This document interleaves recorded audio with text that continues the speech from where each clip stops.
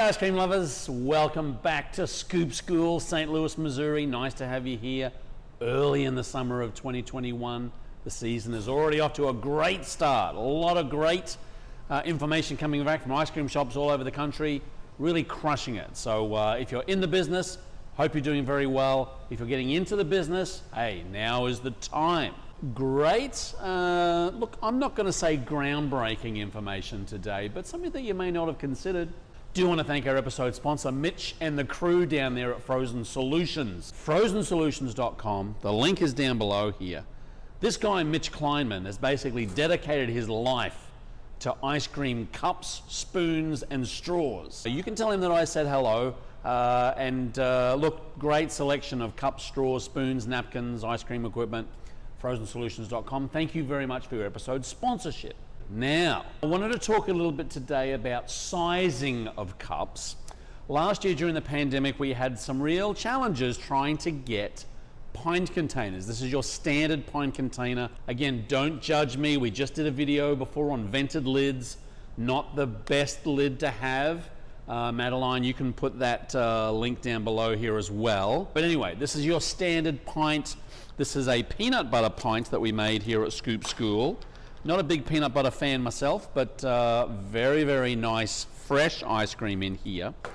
And look, pints tend to be the main, I guess, size of container for takeout. We've done a video, boy, a long time ago about putting things in quarts versus putting things in pints. Why don't you see Ben & Jerry putting ice cream in quart containers? Why doesn't Haagen-Dazs have ice cream in quart containers? Because generally a pint is not left in the fridge too long for it to degrade in a frost-free automatic defrost environment. However, I'd like to introduce to you a close relative of the pint, the half pint. Dun, dun, dun. Now, I have started packing ice cream in half pints.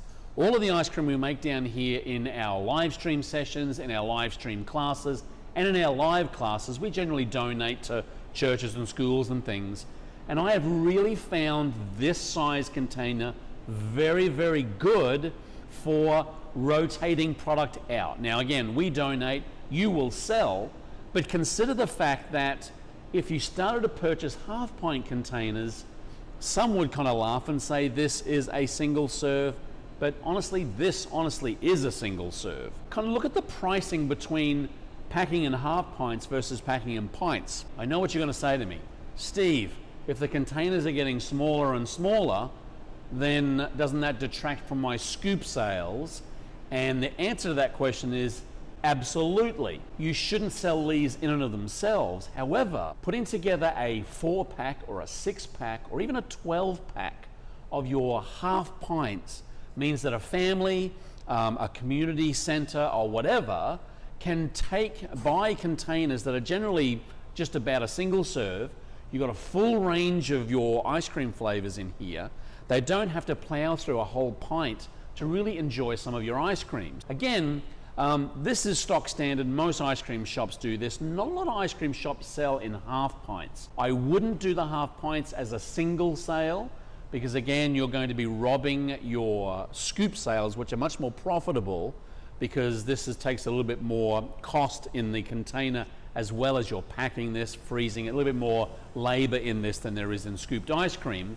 But I really would recommend playing around with the pricing, the sizing, the logoing, and also the packaging in bulk packs of half pint containers. And I think you might find that organizations, schools, classes, churches that might balk about buying a whole bunch of pints would very easily consider a half pint. It's good, it's tidy, it's clean, takes the same lid. So if you've got a sticker design for the top of your pint lid, it will it'll use the same sticker for the top of your half pint. Look, everyone's a winner.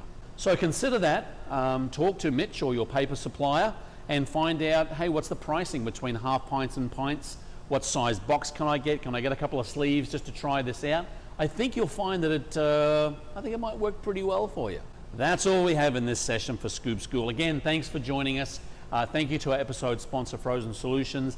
And if you have any questions, quandaries, concerns, problems about the industry, getting in, quality of ice cream, business questions, we're here to help you. Leave a comment down below. We pull a lot of our content from questions and comments in our videos. Keep on scooping, and we'll see you in the next one.